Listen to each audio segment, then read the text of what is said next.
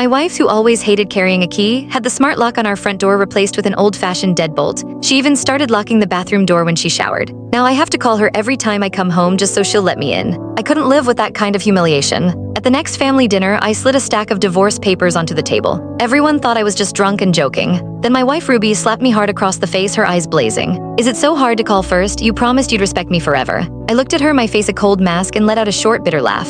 "If I leave you for good, isn't that the ultimate sign of respect?" "What? Shut up."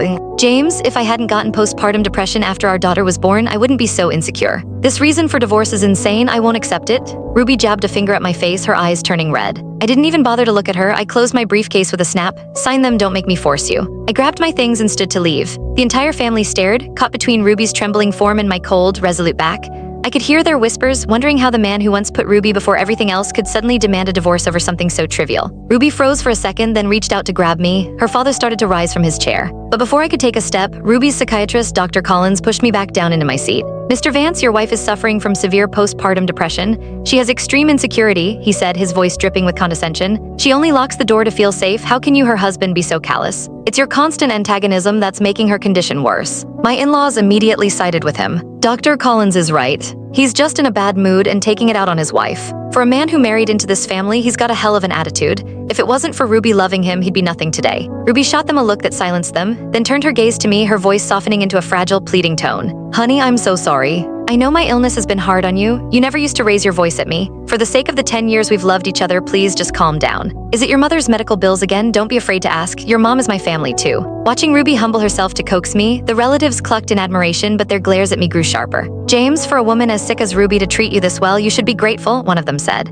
"Have we ever not taken care of your mother's needs? Just tell us how much you need. We'll figure it out," Ruby's father added, leaning on his cane. I knew what they were thinking, that I was too proud to ask the Ashwood family for more money, so I was resorting to this ridiculous drama. I met Ruby's eyes as she reached for my hand. I pulled away. "The feeling is gone," I said, my voice flat. "Let's end this." A dead silence fell over the room. Ruby threw her arms around me, her voice breaking into sob. "James, don't lie to me."